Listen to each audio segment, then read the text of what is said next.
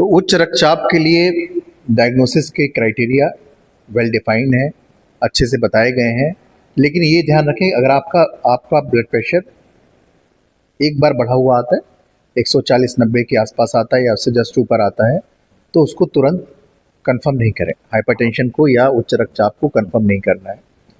3 different reading 3 different time पे आपको लेना है, उसके बाद ही आपका उच्च रक्तचाप कंफर्म होता है। इसके कुछ अपवाद हैं, जैसे कि 170-180 के ऊपर अगर ब्लड प्रेशर जाता है तो फिर ऑब्वियसली आपको दवाइयों की जरूरत पड़नी है, लेकिन उच्च रक्तचाप को डिफाइन करना है। साथ में फिजिशियन को या कार्डियोलॉजिस्ट को यह भी तय करना है कि यह उच्च रक्तचाप कहीं ऑफिस ब्लड प्रेशर या अस्पताल में आने पे बढ़ा हुआ ब्लड प्रेशर तो नहीं है, जो कि भारत में बहुत कॉमन है। क्यों? अधिकांश व्यक्ति जो है कुछ गरीब तबके के लोग या मीडियम क्लास के लोग, कभी हॉस्पिटल में आना उनका दूभर होता है, रेयरली आते हैं। हॉस्पिटल में आने पर उनकी एंजाइटी बढ़ जाती है। जैसे बड़े कॉर्पोरेट हॉस्पिटल में या इस हॉस्पिटल में हो सकता है उनका पहला विजिट हो, और जब वही ब्लड प्रेशर आप घर पे देखें तो ब्लड प्रेशर नॉर्मल है।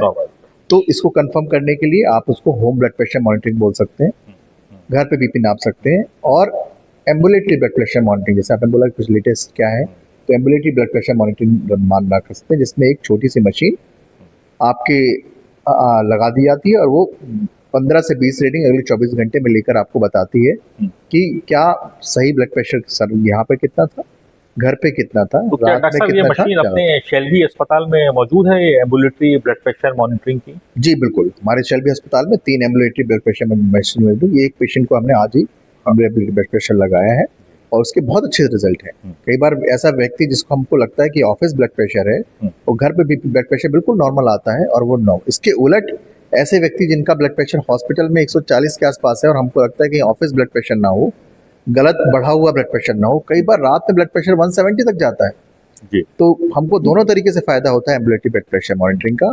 तो सही ना, इसके अलावा हम लिंक में हम शेयर करेंगे इस टॉक के, जिसमें सही तरीके से ब्लड प्रेशर कैसे माना जाता है, ये सब बता